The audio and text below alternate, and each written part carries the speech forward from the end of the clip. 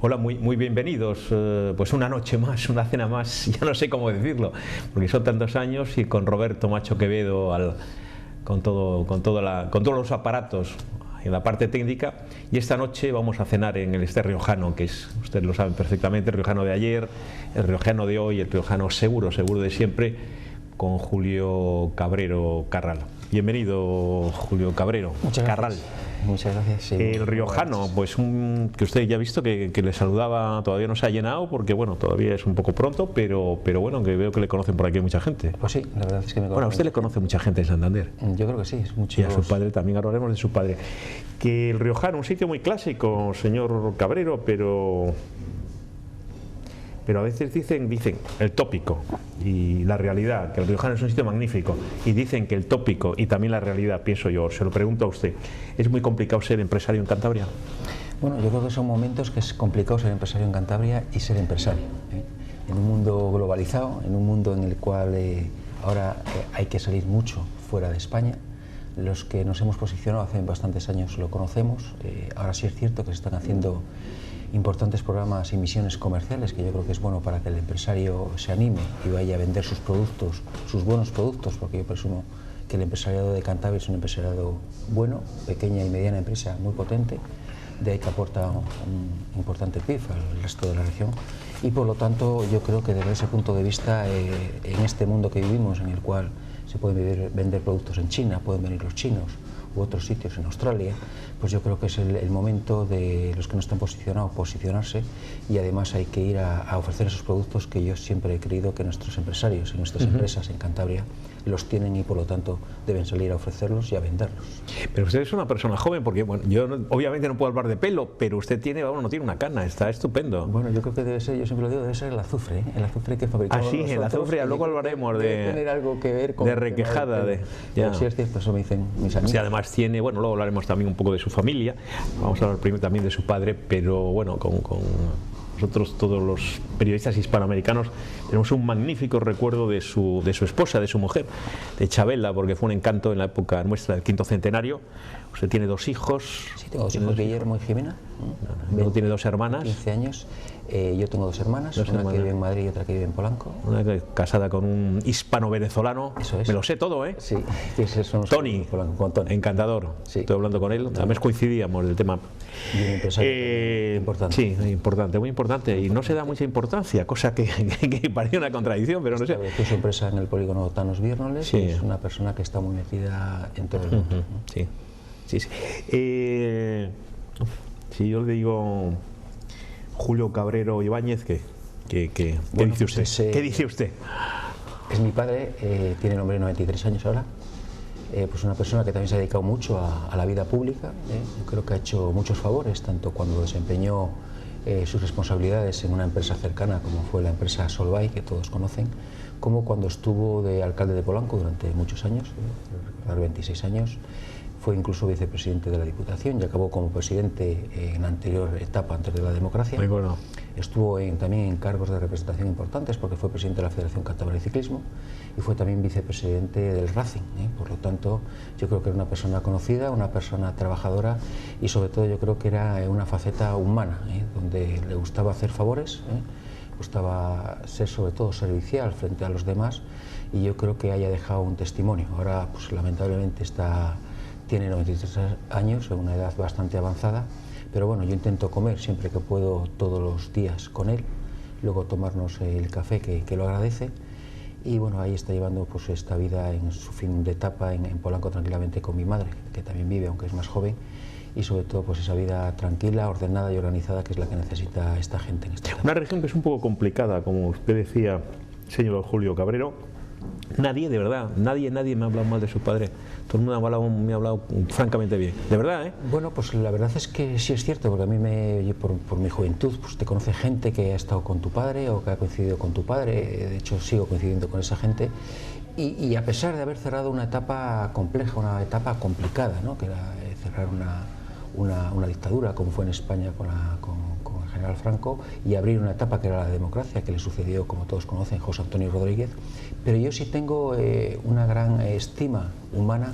Yo era joven cuando aquello de personas como Leandro Valle, personas como Modesto Piñeiro, que pudieron compartir con mi padre labores y tareas políticas, en las cuales me llevaban y ya me acercaban y empezaba yo a saborear ese mundillo de la política con 12, 13 o 14 años, pero que sí es verdad que cuando te acercabas a esos pueblos y veías a esa gente, veías cómo demostraban ese cariño hacia esas personas y sobre todo esa capacidad humana para atender e intentar solucionar los problemas con muchos menos medios. Señor Cabrero, digo que gente de talla, ahora me daba Modesto Piñeiro, me sentaba a Emilio a Valle, a Leandro Valle, magnífica persona, Leandro Valle Torre, me citaba José Antonio Rodríguez, que compartió pues tareas de gobierno con su padre, por ahí le veo yo con frecuencia, que era una gente de categoría, pues sí, de talla. Esa es le sigo, José Antonio, le sigo viendo, la verdad. Sí, está estupendo además. Que está muy bien, está estupendo. Es de la edad de su padre, ¿no? Más o menos. Yo creo que es algo más joven. Pero muy poco.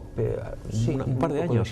Puede ser. Poco, por lo que me cuenta. Pero se encuentra en perfecto estado, sí. Julio Cabrero Carral, vamos a ver. Usted entra en política en el 91. Tiene cargos importantes, me gustaría que hable un poco de ellos. Y otra cosa que a mí siempre me ha intrigado, ¿y por qué cuando está triunfando en política, claramente, se va? Hable un poco de su época política. Bueno, yo entro como bien dicen, en política en el año 91.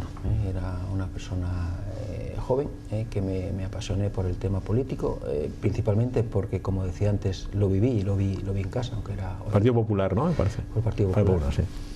Y a partir de ese momento que tenía yo concretamente, acababa de cumplir 28 años. Era un niño, joder. Era muy joven. Era de lo más joven fue alcalde jovencísimo usted, ¿no? Había una persona más joven. Yo fui alcalde ya en el año 1995, con 31 años. Bueno, que también era muy joven. Sí, esa primera legislatura pues, estuve en la oposición. En Polanco pues, gobernaba el Partido Socialista. Al entrar yo se le rompió esa mayoría que tenía hasta ese año. Y saqué 4 concejales, estuve en la oposición haciendo un trabajo con mi equipo y ya en el año 95 fue cuánto ganan ustedes, recuerdo. Y llegué a un acuerdo de coalición para poder ser alcalde, ¿no? Durante la etapa 95-99.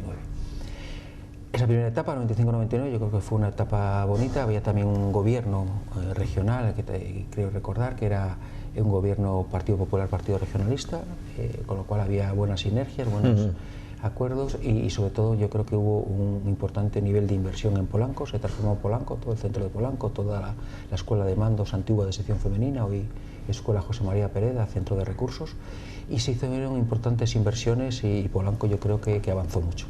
Estuve luego en otra etapa que fue desde el 99 al 2007, que seguía en política, aunque estuve en la oposición, pero en el 99-2007 también me pudo ayudar para estar en otros frentes o en otros cargos, ¿no? Como pude estar como vicepresidente segundo del Consejo de Administración de la antigua Caja Cantabria. Hoy Liberbank. Recuerdo perfectamente, señor Cabrero. Estuve también metido como consejero en el Consejo Económico y Social, que también fue una etapa muy bonita. Y luego aparte también estuve en otros consejos que colgaban de la propia Liberbank, que también pues, se aprendieron bastantes cosas y se conocieron a mucha gente. Tuve la oportunidad de ser también consejero de la Autoridad Portuaria de Santander. Y luego ya finalicé como presidente de Bancantabria, del Consejo de Administración, como entidad que colgaba también de Liberbank, de Caja Cantabria en este caso, y por lo tanto también todas esas etapas distintas, económicas, del puerto de Santander, fueron distintas y yo creo que hizo no solo coger experiencia, sino conocer a mucha gente con la que normalmente ahora sigo conservando esa amistad, nos vemos, y yo creo que guardamos en un buen recuerdo, que yo creo que al final la vida es importante.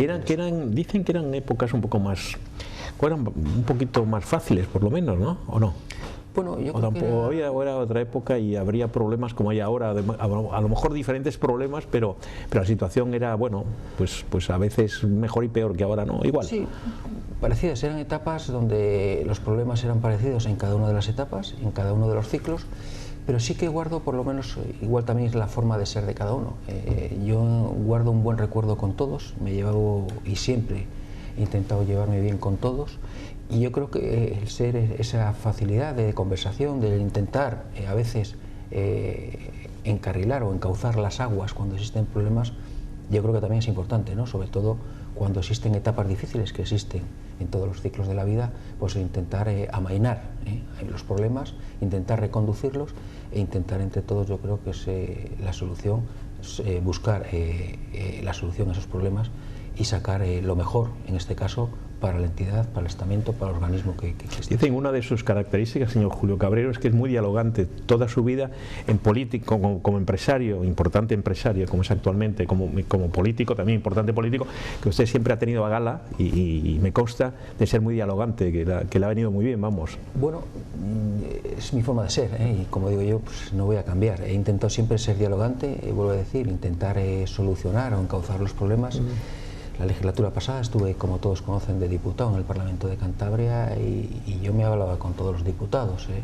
Yo entiendo, o mi forma de ser, entiendo que es una cosa normal, es decir, tú puedes tener un debate político desde el estrado donde tú pones tus ideas o defiendes los intereses de tu partido o en este caso de tu comunidad autónoma, pero yo luego, cuando se finaliza ese debate parlamentario, ¿por qué no puedes ir a tomarte un vino con el Partido Socialista, con el Partido Regionalista y hablar de fútbol o hablar de otras cosas? ¿No? Así es como yo veo o intento ver la vida, la política, y en todos los sitios donde me he encontrado, para intentar, pues oye, vuelvo a decir, tener amigos y cada uno en su sitio, y es el día de hoy que si puedes colaborar o hacer un favor, por supuesto que Julio va a seguir colaborando y siguiendo esa misma línea.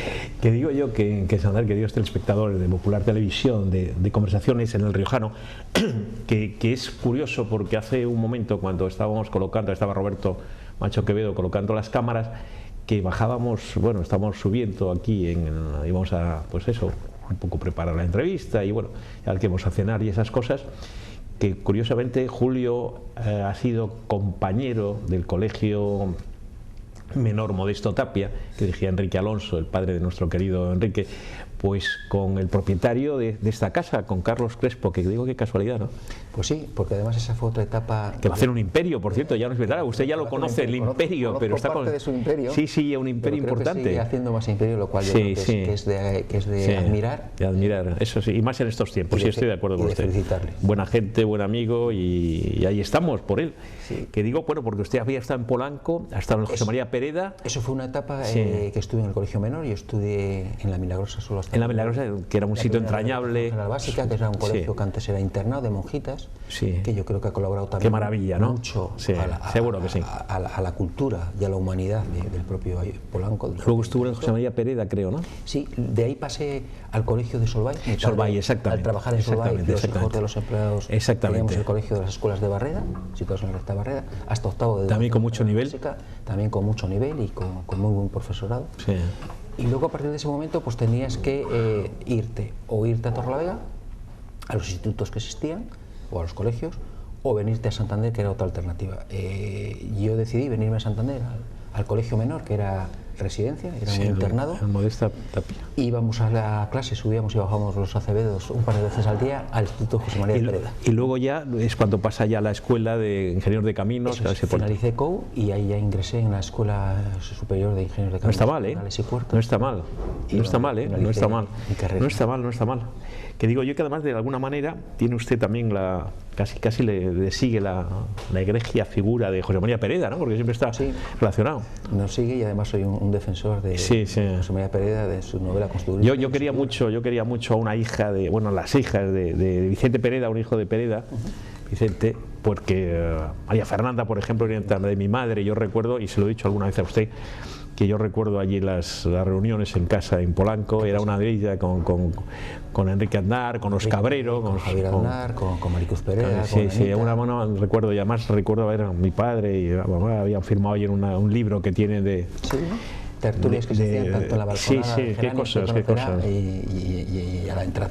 Qué cosas.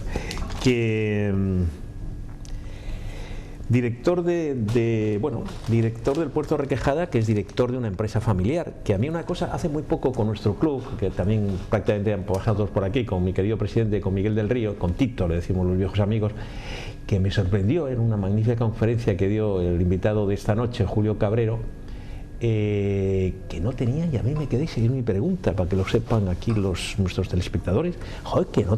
Iba a decir casi un disparate. Oiga, que no tienen ninguna ayuda estatal ustedes, que es apuro azufre. Sí.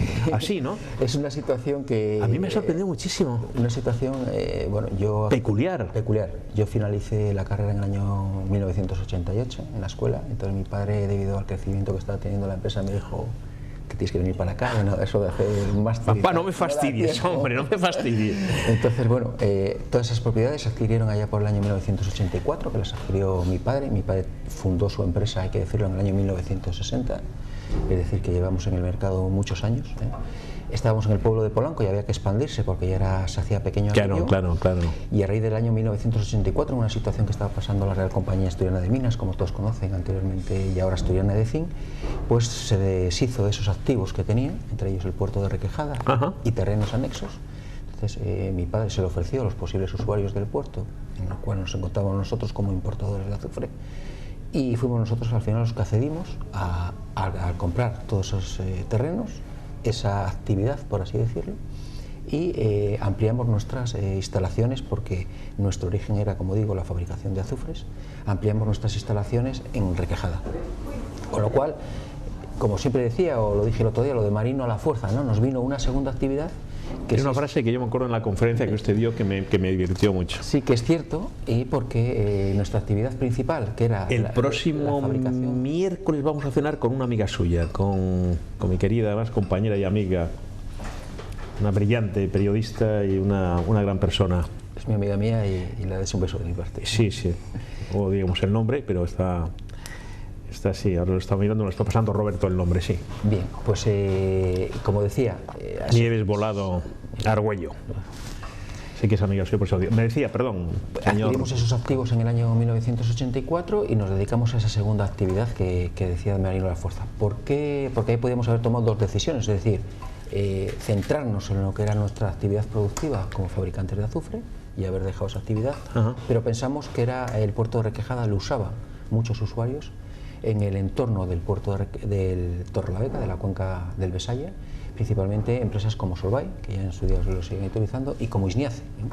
Luego otras empresas como Armando Álvarez, que también importaban su madera, y eso nos hizo ampliar el hinterland o la zona de dominio del puerto, captando otros clientes, como fueron en su día Global Steelwire, o fueron Ferroatlántica, o incluso el propio Landaluce, porque Landaluce, siempre que habláis o que se puede hablar con José Antonio Landaluce, el gerente de la empresa, dijo que una de sus salidas de Campuzano fue el venirse a Requejada por el tema del puerto, desde el punto de vista que ellos eran calderería pesada y muchos de sus productos, principalmente tanques de cerveza, no tenían otra salida sino la marítima, y con lo cual ellos podían captar mucho más mercado que el que tenían y por lo tanto meter su producto, como decía anteriormente, de una de las empresas, yo creo, pioneras en Cantabria, en España y fuera de España. A mí se me ha pasado ya la época, por razones obvias de cronología, en lo de periodista agresivo, pero yo pienso, ¿no?, que lo decíamos, que es peculiar, ¿no, señor Cabrero, que no tenga apoyo estatal.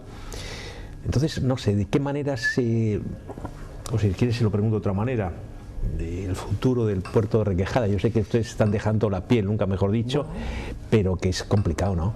¿O no? Es complicado, y yo creo que hay que ser realista y hay que medir los tiempos y saber en los tiempos donde nos encontramos, ¿no? Desde todo el punto de... Un poquito más alto, como está llegando ya gente y tal. Macroeconomía, o llámalo desde la situación en la que se encuentra Europa ya no digo este país. Y en ese momento, como ya he trasladado, existen principalmente dos problemas ahora mismo con lo que es el puerto de Requejada. Un problema, vamos a llamarle administrativo jurídico, es decir, porque los puertos privados no caben dentro de lo que es la legislación, ni la estatal, por un lado. Porque es como de locos, es una cosa extraña. Yo creo que yo creo que es España y Italia los que tienen casos similar, porque yo creo que Inglaterra, ni Bélgica, ni estos países, bueno, Bélgica obviamente no, por razones geográficas, pero lo regulan a través de concesiones de explotación, porque sí es cierto que tú subes por el Rin, por Alemania, y en todos los lados. Por ejemplo, usted hace muy poco ha estado en Alemania, ¿no? Sí, he estado en Nuremberg y en Düsseldorf, y a veces hay sitios que entra el Rin muy aguas adentro, con menos calado que Requejada. Eso le iba a decir. Y tienen líneas de atraque, muelles de atraque, donde cargan y descargan mercancías de fábricas que están cercanas, ¿no? Entonces, ese punto de vista administrativo, por otra parte la autonomía tampoco ha reivindicado esas competencias desde el punto de vista de puertos, con lo cual se encuentra en vamos a llamarlo, en un punto de inflexión, por no darle otra definición. Pero eso alguien lo tendría que resolver. Ese desde el punto de vista administrativo, pero vuelvo a decir que el puerto de Requejada no le ha creado la familia Cabrero, y nos tendríamos que remontar del tráfico comercial como en Requejada en el año 1636, donde se cargaba, como todos ustedes conocen, mucho cereal de Castilla, e incluso fue competencia del puerto de Santander hasta el año 1852, que se hizo el famoso ferrocarril Alar-Santander, ¿no? Y en el cual se hablaba de la villa de Santander con la Torre de la Vega, que tenía sus disputas para buscar esa potenciación de cara al tráfico de cereales. Pero dicho esto, luego existe otro segundo problema que también es importante y requiere una inversión, sobre todo, que es la seguridad marítima. Ahora mismo, desde el punto de vista de seguridad marítima, y como todos ustedes conocen, es un tema complicado y delicado. No se crea que conocemos mucho, bueno, y la seguridad marítima... Hombre, yo lo entiendo porque he estudiado un poco su figura. Además tuve la suerte de estar en la conferencia con usted hace muy poco. Puede haber... Que por cierto, qué buen cóctel nos dio, ¿eh? Bueno, pues está bien. Faltaba tequila, pero en fin, uno que es muy latino, faltaba... pero muy, no, de verdad. Entraba dentro del conjunto de la ponencia, ¿eh? Así que encantado y muchas gracias. Muy agradable, muy agradable. Y luego pues, faltan esas inversiones, inversiones importantes, vuelvo a decir, para asegurar la seguridad marítima en la zona de la desembocadura, principalmente en Suances, que beneficiaría, por supuesto, al puerto pesquero de Suances, que es un puerto ahora mismo competencia de la autonomía de Cantabria, y además se podría hacer incluso o pensar en futuros proyectos, ¿por qué no?, deportivos o de otro tipo, en toda la ría de San Martín de la Arena, una ría que tiene cerca de 4 millas escasas desde el puerto de Requejada hasta la desembocadura, que existe una calidad de agua importante debido al sistema de depuración que existe ahora mismo, y por qué no buscar otro tipo de deportes o de actividades que puedan pivotar a través de la que es la ría. No lo hubiera, hombre, usted es muy cántabro, y además en Polanco, pues José María Pereda, como para no ser cántabro, pero quiero decir que no le ha dado, sí, entre nosotros, ahora que no nos ve nadie, no le ha dado un poco de envidia, o no le hubiera gustado ser de la vieja y vecina Euskal Herria. Bueno, como empresario me refiero. Bueno, yo creo que... Y hablamos de Pajares, en otro momento podemos hablar del puerto, bueno, en fin, no del puerto, podemos hablar del viejo Bilbao y en fin, algunas cosas que yo creo que tienen más ayuda, ¿no? Sí, es cierto que el puerto de Bilbao... Hombre, a mi edad hacer también propaganda del Partido Nacionalista Vasco me va a complicar. No, pues tenemos un puerto de carga general importante como es Bilbao, que mueve en torno a 28 millones de toneladas al año.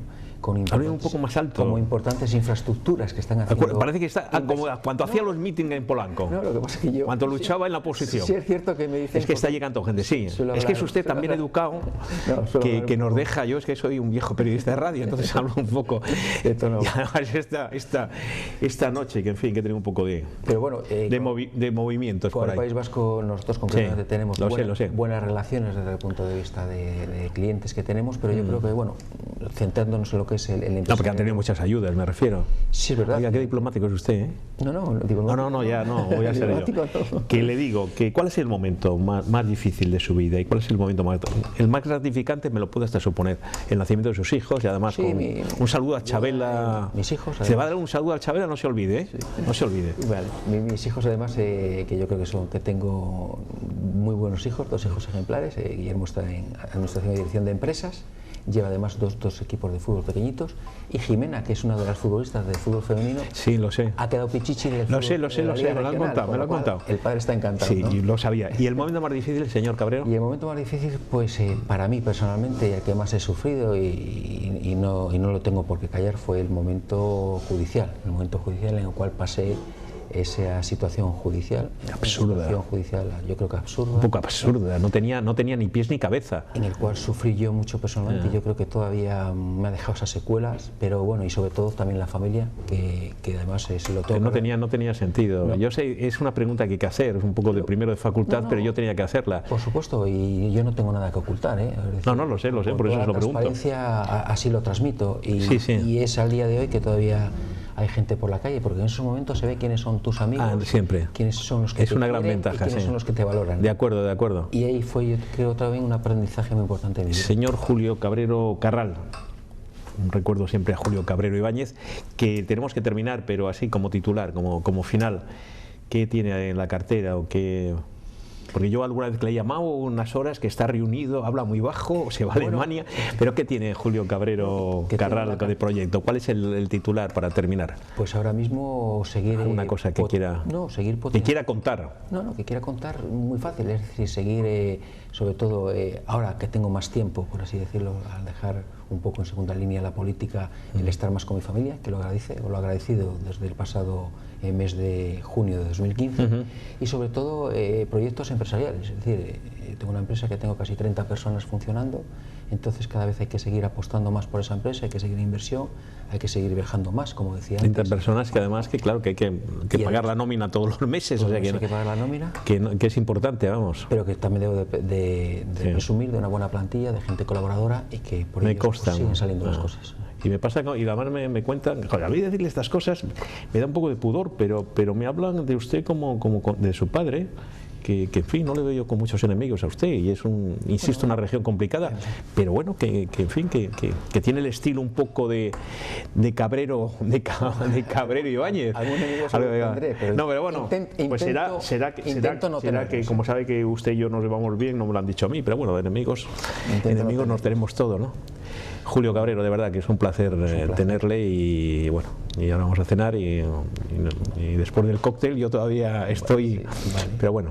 Muchas gracias también a vosotros por esto. Julio. Muchas gracias.